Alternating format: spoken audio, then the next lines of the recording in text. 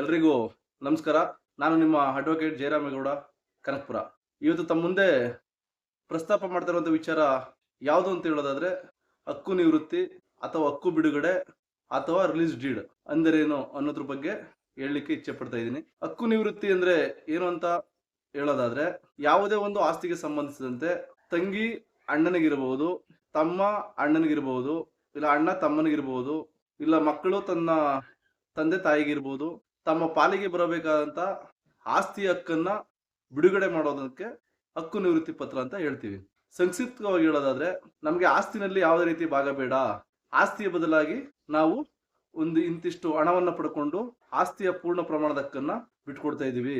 ಇಲ್ಲ ಒಂದು ವೇಳೆ ನಾನು ಯಾವುದೇ ರೀತಿಯ ಪ್ರತಿಫಲಾಪೇಕ್ಷೆ ಇಲ್ಲದೆ ಇರುವಂತ ಆಸ್ತಿನಲ್ಲಿ ನನಗೆ ಯಾವುದೇ ರೀತಿಯ ಹಕ್ಕು ಬೇಡ ಅಂತ ಹಕ್ಕನ್ನ ಬಿಟ್ಕೊಡೋದಕ್ಕೆ ಹಕ್ಕು ನಿವೃತ್ತಿ ಪತ್ರ ಅಂತ ಕರಿತೀವಿ. ಇನ್ನು ಸಿಂಪಲ್ ಆಗಿ ಹೇಳೋದಾದ್ರೆ, ಏನೋ ಒಂದು ತಂದೆಗೆ ಒಂದು 4ರಿಂದ 5 ಜನ ಮಕ್ಕಳಿರ್ತಾರೆ. ಅದರಲ್ಲಿ ಇಬ್ರು ಹೆಣ್ಮಕ್ಳು ಇರ್ತಾರೆ.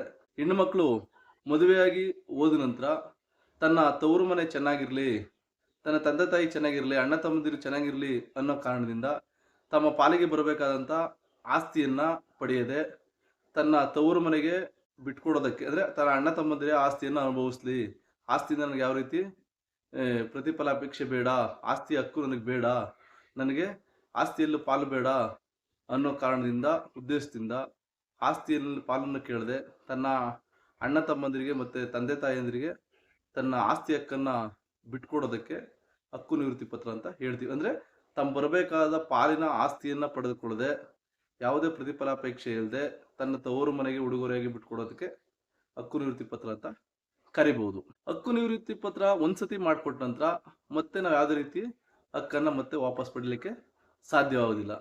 ಹಕ್ಕು ನಿವೃತ್ತಿ ಪತ್ರ ಮಾಡಿಕೊಡುವಂತ ಸಂದರ್ಭದಲ್ಲಿ ಹಣವನ್ನ ಬೇಕಾದ್ರೆ ಎಕ್ಸಾಂಪಲ್ ಒಂದು 50,000ನೋ, 1,00,000ನೋ, 2,00,000ನೋ, 5,00,000ನೋ ಪಡ್ಕೊಂಡು, ಇಲ್ಲ ಅಂದ್ರೆ ಈ ಆಸ್ತಿಯ ಬದಲಾಗಿ ಬೇರೆ ಕಡೆ ಆಸ್ತಿನ ಪಡ್ಕೊಂಡು ಈ ಆಸ್ತಿಗೆ ಸಂಬಂಧಿಸಿದಂತೆ ನಾನು ಹಕ್ಕನ್ನ ಬಿಟ್ಕೊಡ್ತೀನಿ ಅಂತ ಹೇಳ್ಬೋದು.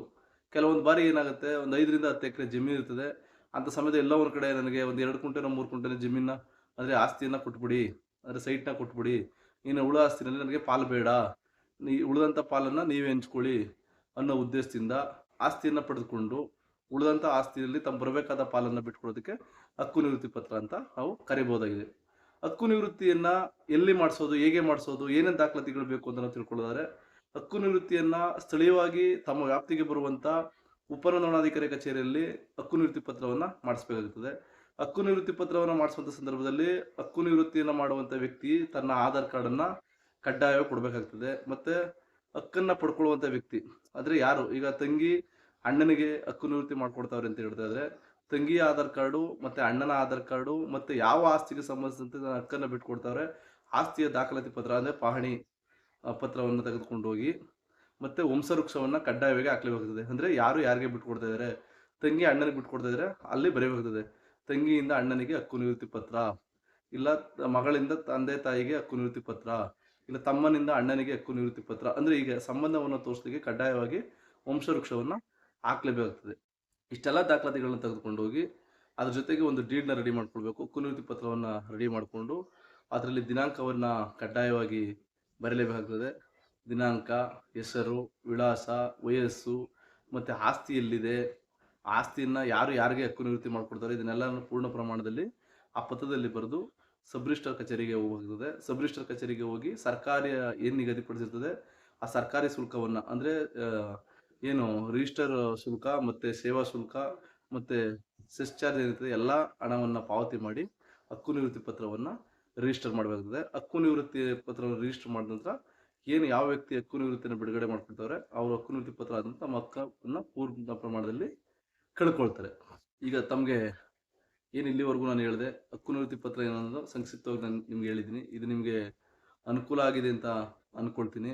ಇದು ಪ್ರತಿಯೊಬ್ಬ ನಾಗರಿಕರಿಗೂ ತಿಳಿದಿರಲೇಬೇಕಾದಂಥ ವಿಚಾರವಾಗಿರ್ತದೆ.